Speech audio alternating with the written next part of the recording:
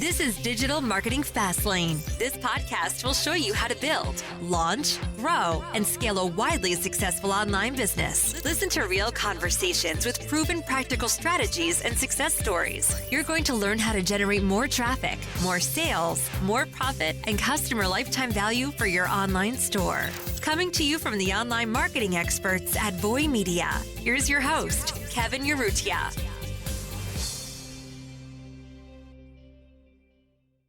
Hey everybody, it's Kevin Urrutia here from Digital Marketing Fastlane. I'm here joined with Eric Philippou. Hey Eric, what's up? Hey, how are you? Good. We're excited to hit this podcast because this is a brand we've been looking at for a pretty long time. Kevin, you've spoken to them directly a little, or some About maybe a year and a half, two ago. So, Oh, wow. Yeah, well, they're doing a lot of good stuff, and there's a lot of really easy opportunities for improvement probably. There's going to be a lot of actionable takeaways that you can use for your brand if you're watching this or listening. If you're listening, definitely check it out on YouTube so you can see the different landing pages and ads and things we talk about. This really cool presentation. I remember telling Eric that I spoken to them a while ago. Their ads and campaigns have just changed so much from a year ago. I wish there was a history for ads that you could see. I remember when they first started ads, it was kind of like those traditional brandy type of ads that you see, Eric, that's not direct response, switching to kind of what we're going to go over right now. So it's interesting to see how people and brands are realizing that you actually need to sell online and not just show your brand off. And not only just direct response ads, you're going to see some of the things in the ads that some of the best examples of, so a lot of suggestions we made on other podcasts. So they're doing a lot of things really well in the ads, and especially in the landing pages and the testing. You can tell there's a lot of takeaways you're going to like from this. So the agenda, we're going to talk about their creative variety. We're going to talk about their landing pages, not just the design, but how they choose different landing pages for different ads. And then their website CRO, just some good things they're doing on the website. And also, there's also some low-hanging fruit improvements that we're going to talk about where they can really knock it out of the park. So creatives, I'm going to open their ads library in a second. When we're looking at the ads library, you can open it up on your tab too if you're watching this on YouTube. Look at their variety, look at how they deposition themselves, look at how they use authority, and then look at objection blocking. When I say objection blocking, I always say the two main reasons people don't want to click something or buy something are trust or price. Those are the most common ones, at least. They do a really good job addressing price and trust in almost every ad. So you're going to see that. Ad library as well too. Let me actually expand this a little. What do you have impressions by? Impressions by recency? Okay, yeah. So now this is better. Look, you can do impressions by last 30 days, right? So basically last 30 days, which are the best ads, right? We did notice, maybe let's sort it by all impressions just to be safe, because they do have an ad. I want to show you something more than 90 days ago that's worth noting. Some of these ads, they're for pans or for knives. Really user focused. It's what someone does with a knife. They're cutting some meat or they're making something in a pan. So obviously it's pretty cool. We're going to go ahead and click one of these videos.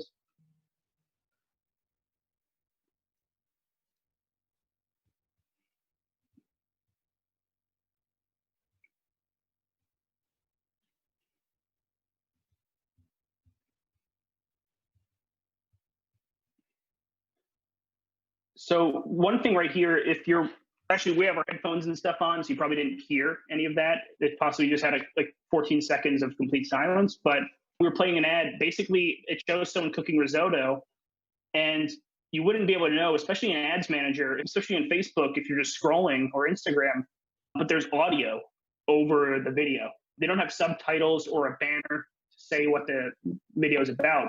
So if I'm just scrolling in my feed and I see this, all I see is the same visuals you're seeing. I'm even going to turn this off, but you just see risotto being made. Especially, it doesn't really show the pan very much. I think it's starting off really smart. The audio is really smart. The audio is, you hear the sizzle, then someone talking about why they love the pan. If they just put that, maybe they did a hook of a really cool sizzle and flipping something, flipping the fried rice, like a wok almost.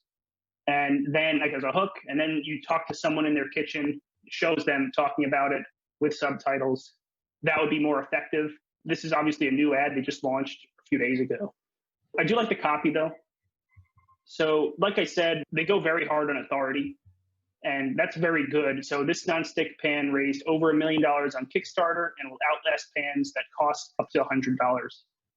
So that's a really good way to both get authority and then deposition yourselves from maybe the competitors who are more expensive. So that's really good. They're getting both trust and price in it. And even the headline is save 20%, on your first one. So that's really cool. And even on the left, this ad copy, I love this even more. This is really cool. So this is the holy grail of knives. Basically, Serious Eats, if you're their target customer, which I guess I imagine I am because I follow Serious Eats, get their ads all the time. We have ad copy that says Serious Eats called this knife the holy grail of knives. That's obviously a very excited. Like, I take this knife much more seriously than some drop shipper. Yep. Even if it was the same exact product, I would take this much more seriously than if I saw some drop shipper or something. So that's really good. This authority, they really have to establish just to get taken seriously in such a competitive niche. With this brand, they're really leveraging trust authority with this number. Like 1 million sounds like a lot. And people are like, oh my God, that's crazy. Like, these guys must be good. So it's like inherently other people are supporting it. Serious Eats, if you're in this niche or space, you know what that is. Those are things that you should be leveraging. And a lot of people are like on these big publications that they just don't use it because they don't realize it. But like, for a cold prospect that hasn't heard about your brand, these are just really, really good things to do. These kind of secondary media outlets, I don't know, I don't want to bash them. I don't mean to degrade them in any way. But it's not like New York Times, it's Serious Eats. They're much more approachable. So like, if you're doing, I guess, PR, it's much more likely to get a spot in these secondary things, but they're taken even more seriously than like New York Times in many cases, depending on the niche or what they say. You can do PR for these other ones pretty well. And, obviously your target customers there, it's an awesome way to do that. You'll get someone who will write a very, I guess, biased piece in your favor. They're much more excited about your product than we have brands. They're in Vogue, they're in these huge publications, and we try to pull quotes of it, but the writers, they basically copy and pasted from our product page. Kevin, do you have any other insight on that? Sometimes being on these like big PR pieces aren't super helpful because it goes by what you said. It's like they don't really care about the product. They're just writing it because they're writing it. But when you're on, like, let's say for hiking, you're on Backpacker. That is another really big thing. Backpacker actually like test the product, or like something like Wirecutter, where they actually test the products. And then when you're on these other like third party or sometimes bigger sites, they're just like Business Insider reviews, right? So like if you get on there, of course it's great. They're just like generic copy and description. They're just doing it for the affiliate commission, right? So if you Google like best mattress, it's like, it's great that you're on there because that ranks for SEO, but I don't know, it's not like proof of credibility. Kind of like what you were saying before, like Serious Eats actually like test the stuff and their niche audience is truly defined. But of course, all these companies need to make money somehow. So consumer is completely unaware of 99% of that. The benefit of it. Yeah, we talk about these, well, it's not a big deal. It's not a big deal. To you, it might not be, but to the consumer, it's a huge deal. Yep. Especially if they see, they're in a listicle by Business Insider. It must be more serious than maybe some drop shipper or the one I can find at Target or Walmart. I kind of talked negatively about this ad, but they make up for it right away with these other ads that do it so much better. Like this egg spin that you'll see, they're doing cool stuff. They're showing cooking videos. You have the knife, then they have the pans. It's basically really cool cooking videos that you can make with the pans. You can honestly do this with any pan or knife, but it just gets you excited about it, especially when you see the eggs slide off like that. It shows the non-stick angle. And this is something we're going to talk about in landing pages, but if you click this, it goes to the non-stick landing page.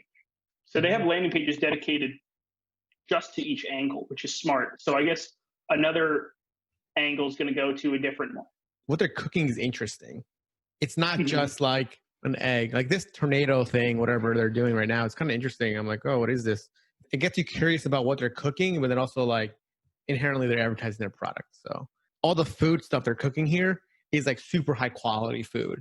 It's not like this random, like this steak looks like really good, probably a lot of money, versus like a Walmart $5 steak that's like thin and, full of fat. Food that they're actually using on here is high quality food. That's also showing that the brand is for high quality. If you had like a cheap sort of, bad looking food, you'd be like, oh, like this is not interesting and probably won't catch their eye. Smart marketing move. This isn't for someone who cooks pancakes once every 6 months when their girlfriend is at home. You know what I mean? This is for someone who cooks every day. You cook every day. I go through a lot more pans. I'm like their target customer in this sense. I'm more likely to buy this. Never buy this because like it's just not interesting to me, right? But for you, you have books, you have recipes that you do. But for me, I'm just like, oh, like let me go on Seamless and see what's trending. They know their target customer pretty well, and that's something interesting too. Like you as the marketer might not be the target customer. This is a good example of a brand that really understands the target customer. So this is really good. And something also just cool here visually. This is a very smart, the tornado omelet they do, the way they spin the pan to show that non-stick feature, like you can spin it still with the thing not falling apart. Looks really, really cool. And it's something you can only do with a really good non-stick pan. So that means they're really playing chess, not checkers. This pan looks dirty though. Completely different vibe than this one on the right.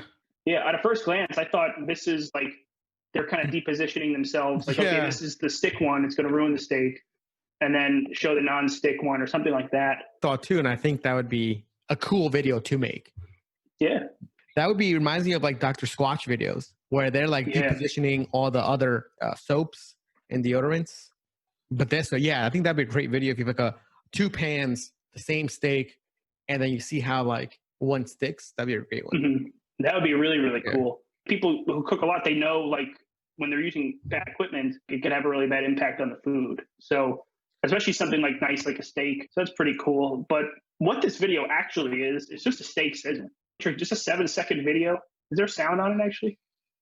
Sound of the sizzle, which is also pretty cool. Really simple hook, really simple video. Literally anyone can make this at home. So another thing they do, they're doing a lot of different animations. So this one I think is a 1 second, I guess, boomerang style video. It just plays on a loop.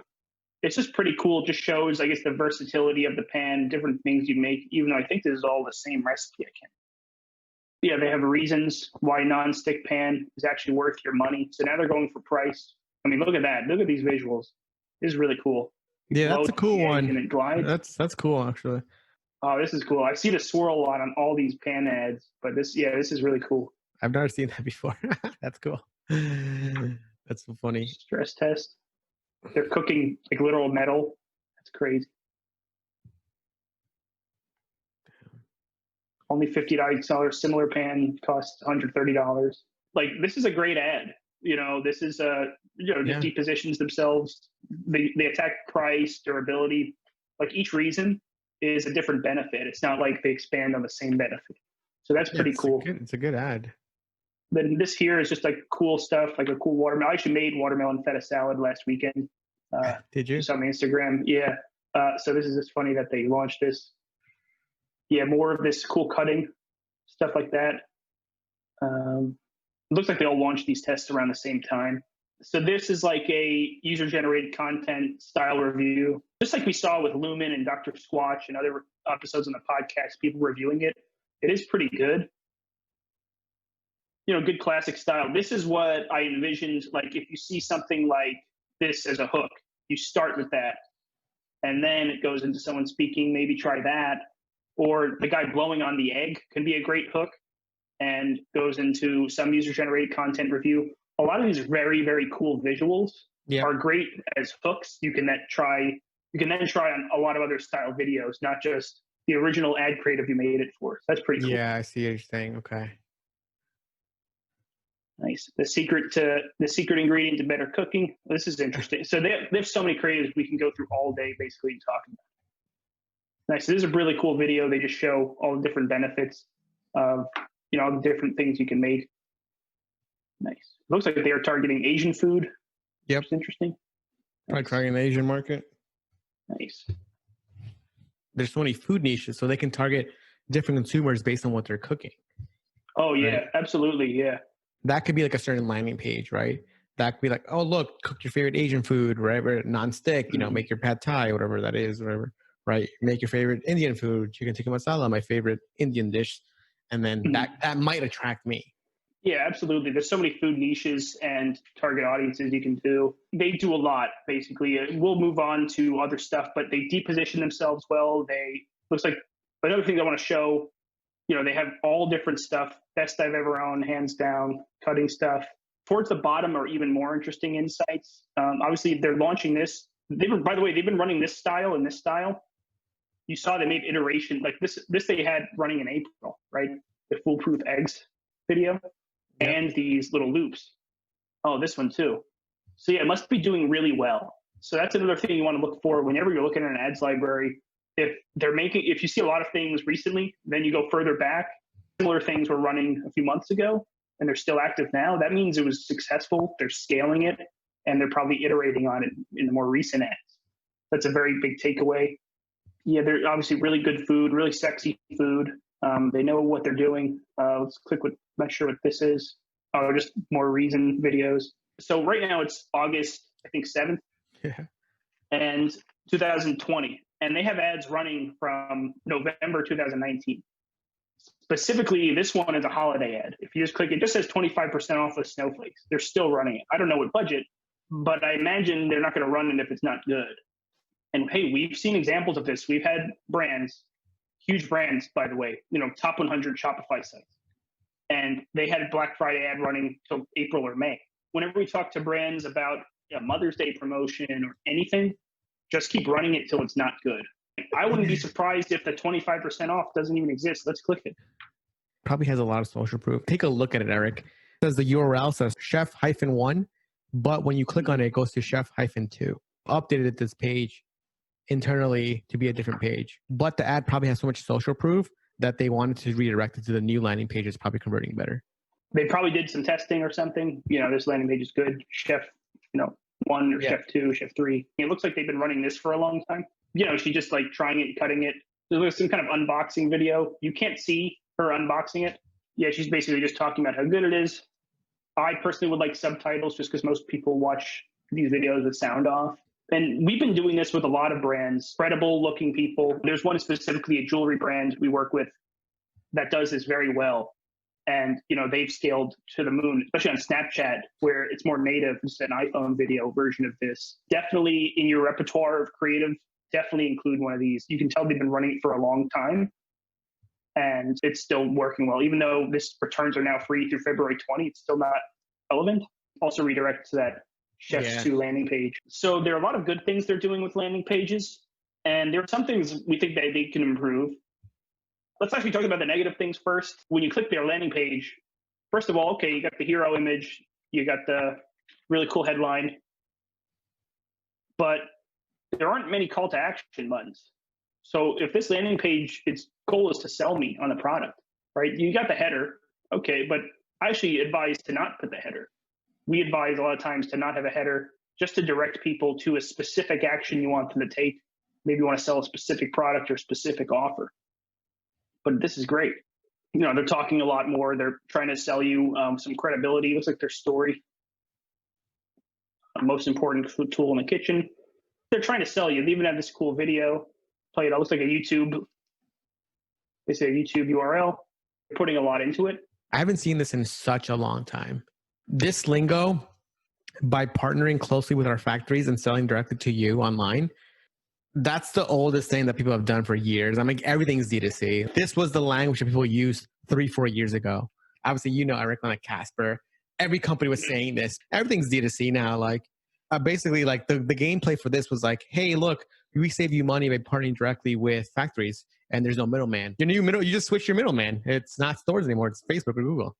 Yeah, or if there's no middleman, it means it's drop shipping. Another funny one is like, oh, this is the knife that sold out 3 times, or the product sold out 3 times. That could just mean they had inventory problems. They didn't know how to manage their inventory. It could mean they ordered 10 and then okay, cool, we sold out.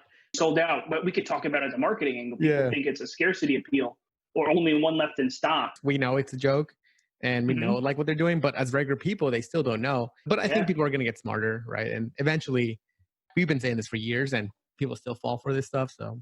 But even like my wife just bought something recently because, it keeps getting sold out. We have to get it. It must mean it's really good. Yeah. They're putting a lot of effort in this landing page, you could tell, but it's lacking something. Honestly, one of the most important things is call to action buttons. This landing page that they're working so hard to sell me, if it's selling me, I can't move forward in the process really. I think there's one here all the way, literally right before the footer. We always advise, call to actions on every block. And then a sticky call to action button on the top. So whenever you scroll, it's always on the top. So that's a main thing where their click-through rates on the landing page to the product page is probably going to go way up just by implementing something like that. And I want to show you their homepage for a second. And you saw in their ads is authority.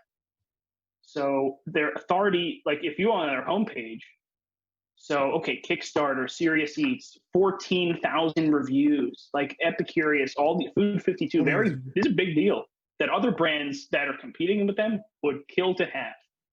And they need to put that front and center on their landing page where they're getting a lot of this traffic, because this traffic is going to be much more interested. They have a lot of this block text you have to read for that, but simply literally paste, like dragging this to here, like right here or right here, would do a lot more psychologically to the consumer than all this block text. So that's something really important. Establishing that authority is such a great way to differentiate yourself from competition, especially in this cutthroat, no pun intended, cutthroat competitive niche of knives. You want the landing page to match the angle of the ad. So, for example, like the nonstick sort of ads that we saw really go to that sort of nonstick unreal price, talks about all these benefits about nonstick pans. It just really makes sense, because if someone is interested in the sort of nonstick feature that you're talking about, might as well show them more about it, or even explain it a little bit more in depth. A whole page about it. Other brands, like, they just drive you to like a product page, all the features that product has, where this is like they're making it front and center. One thing that it'll redirect, I think, if you scroll all the way down, right? So this is a great landing page for nonstick. When you have that call to action, I've seen more success when you make it go directly to the checkout now, versus right now it goes to the product page again. And it's kind of confusing because there's a discount, but then it goes to like this page, and then the discount is sort of lost somewhere, where it's like that, not that price you just saw. And then now you're making another decision of, okay, what size should I get?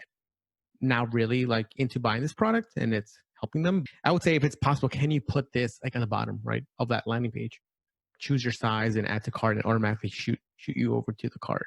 And we've done that in the past with a lot of success. If you're watching this now, it's August, you're definitely thinking about Q4 if you're a brand. In Q4, these landing pages are really, really effective. Yep. And anything you can do to have less clicks is going to be very important, because a shopper knows, okay, this website sucks, goodbye. They know that, like in Q4, there's almost like an entitlement the shoppers have. Like, you need us more than we need you. They'll leave if there's the slightest website friction. They know every website has a deal. Whatever you can do to reduce that friction is great. Why the call to action is at the bottom is because, like, you want to be truly sold on the product before you even click to here. People do read them. Once you're sold, it's like, okay, let me now continue this process because I already know I want it. But even then, I would try to maybe make that sort of experience a little different. Maybe if you're talking about, let's say, non-stick, for example, maybe make non-stick sort of product page that continues to talk about that benefits, because right now this product page is generic. You can still keep that sort of funnel and process going, but of course that's a lot more work. Companies that do this really well are companies in the supplement space, where they're doing, the whole funnel is completely personalized to that sort of angle. I call this like e-commerce 1.0, the basics of it, where people are kind of doing marketing, whereas like there's other niches, let's say hymns or supplements, they're really, or internet marketing niches like, biz ops, those guys are truly doing marketing. This is kind of like taking snippets of that and making it good. It could be so much more optimized, and people don't think about it. I don't want to make a separate landing page. I don't want to make a separate SKU, but that's what you should be doing, because that's going to improve your conversion rates. Click on that guy. I want to see something. This is for the knife. So they actually are doing this. You just put your best color, right? Or like your most obvious one. And then if people want it, they can sort of do options. But yeah, I would do something different like that. And then linking to the product page. That's something, linking to the cart page versus the product page. That's something you can do in most landing page tools, right? Yeah. The reason why you could do it too is because Shopify makes it super easy. It's just like a URL. If you just Google like Shopify direct to cart checkout URL, you'll realize that, like, you see on the URL, there's like this variant equals. You just need to put that in the correct position, and automatically will do it. There's a brand we work with specifically that does this, a lot of retargeting ads. Yeah. Or sometimes they'll go top of funnel straight to a cart page. Yeah, you can do this for retargeting ads. It's a URL that you can put directly into Facebook. Honestly, we've seen like bumps of 20, 30% orders from just being direct. It reduces a step in the purchasing journey. So the conversion rate generally increases, especially if you're retargeting someone who spent a lot of time on the product page or has visited the product page and is very conscious of what it is. And you bring them to, maybe a cart page with the specific product in the cart already, as if they've already decided. So that's a very smart move. I think it works better than sometimes doing it just a /cart page. It's just items in there. If you bring them to a cart page with an embedded discount code already added, as if they would not get that discount otherwise, so they're okay, we definitely got to purchase now. You put a scarcity appeal on the ad itself, maybe overcome whatever objection like price or trust that they left the product page for. You can have a very effective ad that way, much better conversion rates, very cool way to do landing page optimization. I'm confused by the price because it said 55, now it's 65. So there's like a real confusion about what just happened. The pan or one of those, right? You see here. Offer price save. This is where I think you would need like a custom funnel with this offer price fall through, because now you're just sort of like disconnecting the price and sort of what you're seeing now. What you could do here too, Eric, is just like duplicate this SKU, and then on this SKU only have that discount. That way it has a slash price. And then regular customers that come to the shop see the full price. And this is just hidden product in your Shopify store. That way no one can see it unless they see it from an ad. And then that's when you can really tell, like, it helps you also with like, just attribution too. Having offers that you only run to paid traffic, because maybe that offer you can absorb the cost of goods sold or the margins or something, whereas maybe something else you might not. So, selectively choosing the offers like that are really good, especially maybe with top of funnel, you have a good repeat purchase rate. There's a lot you can do with that. So that's a very smart point that Kevin brings up. I think what happens is people fall into this trap of, oh my God, people are going to browse my site and then see that this isn't on sale. I'm like, no one's going to do that at all. Like, people think about their websites as like this thing that like people want to spend time browsing. It's the same logic as like if I sell the same exact product like Misen on Amazon for $85. And we have brands that do the same thing. They'll sell something for 25% more on Amazon. They get sales a lot on it. And people think, oh, but they're going to check my website, and on Amazon, they're going to see it's different. By that logic, they're going to check AliExpress and Alibaba, see something much different. So people aren't browsing the internet for the best deal. It's like in that book, Propaganda, Bernays. People are open to you suggesting a purchase option to them because they don't want to look up, analyze every single available option on the market. There would be no point of advertising otherwise. People want you to present them an offer, whether they realize it or not. They're not going to analyze every single item on the market. My wife does, but she's the only person who does. Of course, there's people like that do that, but then it's not everybody. Benefit focused, the different play of how they use different angles or different offers and how they design the landing pages. There's so much strategy behind that. But let's also take a look at what the actual landing page is. First of all, we recommend no header, just so they can't click somewhere else, especially here. It's just about or account, cart. This is top of funnel traffic, which they most likely is. Half of these aren't going to be relevant. It's just going to hurt your conversion rate. So that being said, I would also remove that. But, the perfect knife, unreal price, really cool. Add more authority. Why are good knives so expensive? They're depositioning themselves from the overexpensive knife. I think a little too much block text, in my opinion. They're just driving home a lot of benefits. Nice. You have some social proof. Just, you got to go really far to find it. So you have the actual layout of the structure. When we suggest a landing page, we suggest no header navigation. Then a big headline text, a hero image. Then you go into benefits, social proof, and a lot of call to actions, basically as much as possible. So that's something very important. Do it mobile optimized. Have your call to actions on mobile. Take the whole width of the screen so people's thumbs can hit it easily when they're browsing their phone. Things like that, that's what we suggest, which there's a lot that they can do here, but there's a lot that they do well. They tell a really good story. They tell about their brand a lot. So overall, you can tell they're trying really hard to make a good landing page. It looks like they're doing like just default Shopify landing pages. I think their landing pages also look better on mobile. They might have more mobile traffic because Facebook just gives you more mobile traffic. The header doesn't look as bad. Oh, it does look better on mobile, but all the text gets really jumbled up. I would definitely take a look at that. And the call to actions stuff, like if they were to test a new landing page with more call to actions, I would be interested to see the results. You can learn just from their landing page what they're doing well, what they can improve. So now let's talk about their website. Good authority, bundling, e-commerce stuff. Their website, I imagine they get a lot of search traffic because, I think they're a pretty well-known brand. I'm not sure, actually. I think they've been around for a while now. Nice. Yeah, I imagine with all these reviews and stuff, Kickstarter, especially they started on, and we've worked with some brands who started on Kickstarter. That's a really good indicator of success. So I imagine they're doing well. Like there's a lot of credibility. Look, there's so many reviews. They really put their reviews right near the price. Thinks, oh, is that too much money? But then they see 6,000 5-star reviews. Well, it looks like it's worth it, and then links to the actual reviews. So that's awesome. I guess the product page though. Yes, that's something to do well. And then, like I said, the authority they do so well too. Mm-hmm. Like the Kickstarter thing is huge. The Serious Eats thing is huge. 5-star reviews. What I do like here too is it's a mix of different things. It's not just the logos, PR, like number of reviews. They do some huge accolade, and then they do an actual quote, not just the logos, which I think is pretty cool. They've picked stuff that makes sense, where I think most people, when they're doing quotes and reviews, they're kind of just picking something random.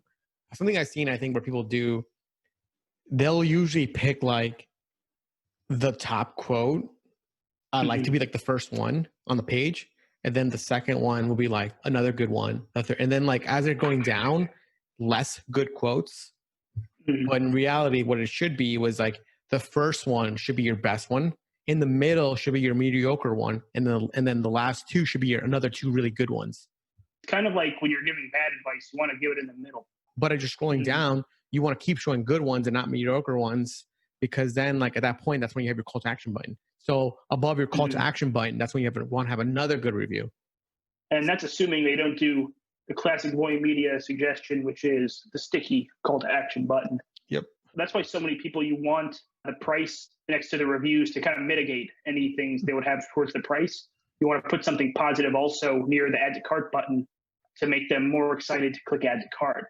Whether it's a positive quote, you could even just put the logos of, like Visa or something like that, just to show a little more credibility or something. I was listening to some World Authority on CRO, and they do that.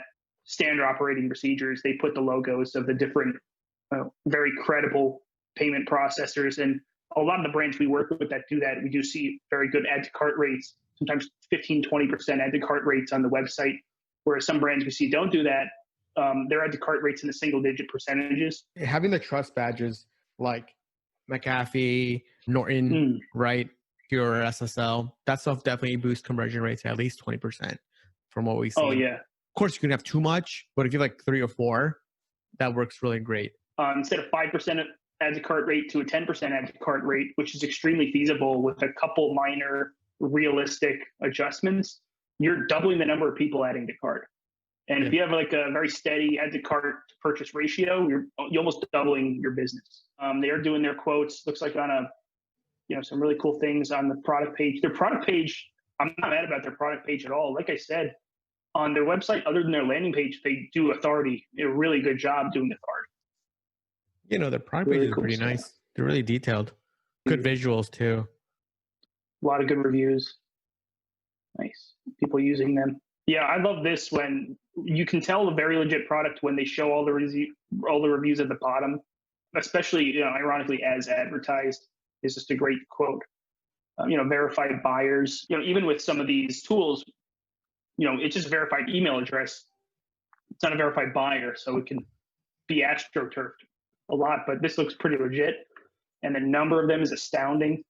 Questions are also interesting. It goes a really long way, as opposed to if you just click some drop shipper knife, or if you were at Target and looking for another knife. This really differentiates, or nonstick pan for that matter. This goes a really long way. So they're doing a great job on their homepage and their product page. Kind of what we say before, where your product page and this website, you own it. So why not fill it out with content that is going to be good, that's going to be helpful for consumers? Scared to put content, but why? Like, people are looking for this information. There's a reason why people go to review sites, because they want to learn more. You should be, filling in as much content as you possibly can on your own site. I'll give you an example. These high ticket items, maybe this is like a $45 item, but even this niche, it can get up there. It can get expensive. whenever you have higher ticket items, you get a lot of what's called delayed attribution. People want to review other things. They want to look up reviews. They want to do some research. Like the reasons why people are not purchasing right away, they're hesitant. If you can address them on your site, that's huge. So they do that really well with the overwhelming number of positive reviews. And then you can scroll and actually see them, which is awesome. Even they have the question, the verified buyers, that goes a long way. And imagine you go to a store in a shopping mall and you're thinking of buying some sweatshirt, and there's 3,428 people who just bought that sweatshirt standing like on the side of you of the checkout counter saying, yeah, this is awesome. Get it, get it, get it. It's like, yeah, that's the equivalent of it. And like, so just having this, which is not that hard to do, obviously getting the reviews is hard. That's an amazing feat by the business, but adding that feature to the website is a pretty simple thing to add. And it makes almost that kind of impact. It has a huge impact. Like you said, people are afraid to add content to their website, but they're not equating it. This is a shopping experience. Yep. And there's a reason why it works. It's like inherently when people are reading stuff like this online, they feel lonely. Those things work well. Like, oh, there's 3 people reading this site, or someone from like New York is checking out this site as well. Like people, even though like people like to feel like they're not the only ones doing something. So that's why reviews are so important, because it plays on that sort of part of, oh, someone else purchased it too, so I'm making a good decision. Or like someone, so basically it's like it removes the blame from themselves. There's just so much more trust. Like if so many other people are saying it's good, it must be good. It's kind of like peer pressure, the psychology of peer pressure. Yeah, I guess in a way that works for you. It's not like we're making them do something bad. We're giving them a better pan. We're giving them a better product. From a shopper standpoint, if I click add to cart, I would get whatever I just saw. Where to go? I'll just click this. And you see this. So this is pretty cool. Just right to checkout. I actually like this a lot. It's just straight to business. Like, okay, you have this and a big checkout button. It looks like there's some, trust badge here, or even multiple payment installment option, which I'm seeing more and more of these days. Gift message, that's cool. Just very simple stuff. One that does this, I actually like, this is a better version of it, but Lumen has a similar layout. I think what's missing here is like just the badges. That's like, we just seen like a 20% boost in AO in just like checkouts just by having the badges there. Yeah, the badges go a long way. The user cannot find this, but if you go to the /cart page, where we run a lot of add to cart abandonment ads too, it looks like they did have some trust badge, like PayPal. Those aren't really trust badges, but they're logos that people are familiar with. If they put like American Express, Visa, like credit cards accepted, that's another thing. There's a lot you can do for that. It's just a matter of taking their logos. So the checkout looks like a standard Shopify checkout. Not that many people do enough testing on this checkout. It's like probably like one of the most important pages, and people just use the stock default one. Like if you're on Shopify Plus, you can do a lot of customizations. It's just add the badges. You've probably seen other, like honestly, if you think about it, like drop shippers have better checkout pages than this one, right? You've seen those where they have like, hey, 3 people checking out right now. You have like the reviews on the side. You have the security badges, right? You can of course make it nice and clean, but like this is so plain. Like it works, but I know for a fact if you just make it better and you can actually like on the bottom, you add reviews, you can increase that sort of checkout rate. I would argue this is one of the most neglected parts of the funnel. It is. What happens after cart? Yeah, this is probably the most neglected part, when it's probably like almost as important as that like sort of front end sort of landing page. And a big indicator that you need this is if you have a lot of add to carts, not a lot of purchases. So you're working so hard to get the people on the site to click. You're working so hard on the product page to persuade them to add it to cart. Now you just have to get them to check out. A lot of times you'll see like only a 20% checkout rate. And that's on top of a 2% add to cart rate. So like a very small fraction of people are actually going to convert. But if you can make it like, okay, 50% of people who add to cart actually check out, or 80%, whatever you can do, you're going to get so much more business. Like I sound like a broken record on these podcasts saying it, but if you increase your conversion rate from 1% to 2%, you're doubling your business. Get people that add to cart a little easier. Get people to check out a little easier. I would love a phone number, right? Call to order. My maid company right here, we're in Maid Sailors. Like most of our bookings come from phone calls. More than half our bookings come from people calling to book the order because they have more questions, And another great thing about booking over the phone is that you need to train your sales reps to upsell. Let's say, hey, look, you want this? Get another one. We've seen much higher AOV from phone calls because now it's like you're trusting the person on the phone. Oh, this is a real company now. You see like that realness, right? When someone wants to book a high ticket service, anything above 3-4K, why do you get on a phone call? Because you want to make sure that you're actually paying a price to someone that you can talk to. So that's the same thing as when you're selling a product like this, that's like $65 plus. Because actually, back before quarantine, when I used to work in the office, I literally sat behind the guy who answered the phone calls that you're talking about for, I think it was for Montum. Yep. And I hear, oh, he's going for the upsell. He's like really good at customer service. Like, oh, actually, you ordered this rain jacket. I actually wore this one to work today. You're not going to get tons of phone calls, right? It's not like you have to hire a whole other team. Yeah. And I'm sure you as an e-commerce owner, person listening, you're familiar with customer service. A lot of our clients who are one-man people, one-man teams, at some point you have to outsource it to a team if you're some huge company, but obviously don't put your personal cell phone number if you could. Be mindful to upsell them. But I'll hear them saying, oh, where are you going this weekend? You're going hiking this weekend? Where are you going? It gets pretty cold up in that mountain. What's like your gear for that situation? Build rapport. They maybe say, oh, it gets pretty cold. We do have a jacket for 25% off if you want. You can make it very human. You don't have to be salesy. You can be very human and personal about it. And people love that. You truly understand what problems customers are having, right? So you can then give the recordings. We record all our calls for maid sailors for our cleaning company. So we will see like what issues we can have. You can then send them to your Facebook team, right? Saying, hey guys, like these are questions we get. Maybe we should address them either on the landing page or on the product page, right? You could come what you said before, you can upsell them easier, right? It's more of an easier thing. Like, oh, by the way, we have this thing just in case you want it. If it becomes really big and it's like becomes a great thing, you can then outsource it. I tell founders like, oh, put online chat, put a phone call. And then they're like, no, I don't want to talk to customers. I'm like, it's your company. Why don't you want to talk to customers? I'm like, I don't understand how you think like you can just like completely run a business without talking to customers.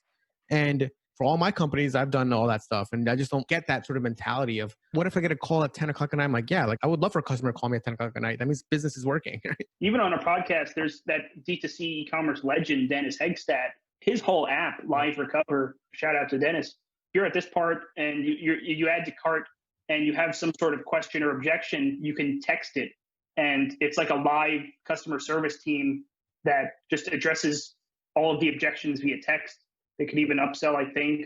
And people keep trying to copy Dennis on that, not successfully, of course, because they're messing with a gangster. My point is that that's a niche in itself, a business niche itself is cart abandonment SMS in e-commerce. Like there's so much room because there's so much demand for it, because there's so much cart abandonment and people looking to have their objections addressed. They're looking for a human touch, especially now in like this sort of space we're in. People just want to talk to somebody.